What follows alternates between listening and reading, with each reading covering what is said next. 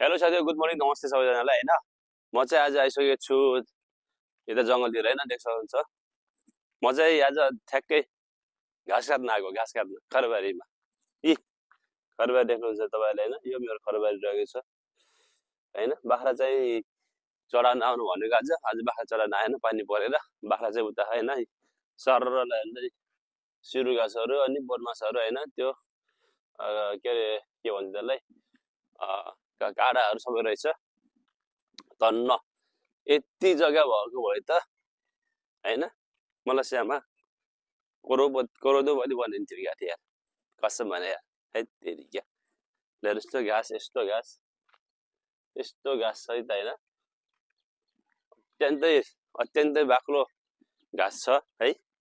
यसलाई चाहिँ दुई चारवटा बाख्रा ल्याएर, दुई चारवटा भैँसी ल्याएर टनक्क है के अरे यहाँ गोठ बनाएर चाहिँ पालेको भए पैसा मालामाल हुन्थ्यो यार।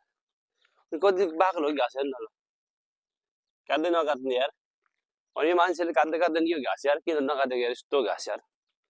ओहो हेर त घाँस हैन, घाँस पछाडि गहुँ खेती जस्तो छ घाँस यार। यस्तो घाँस छ ल्याएर किन नकाटेको होला यिनीहरूले घाँस यार। ओ माई गॉड, कसम यार। दुई चारवटा भैँसी, दुई चारवटा बाख्रा पाल्न पायो भए त यार त कसम यार है, पैसाको त मालामाल हुन्थ्यो यार। यस्तो घाँस ल्याएर मेरो जङ्गलमा भनेर भन्न पनि नहुने फेरि। आफ्नो जङ्गलतिर त उता चरापसिरप समातिरहेको छ, साल काट्नु पनि पाउँदैन, बुटो काट्नु पनि पाउँदैन हैन। के हेर्ने यस्तो नि। अनि यो डाँडाकाँडाहरू हेर्नुहोस् मास्तिर हैन, अत्यन्तै रमाइलो रहेको छ मास्तिर हैन, बारीको भ्यूहरू है। यता अगाडि देख्न सक्नुहुन्छ तपाईहरुले, खतरा खतरा।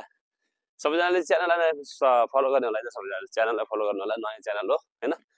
सबैले चाहिँ सपोर्ट गर्नु होला भन्न चाहन्छु। बाई।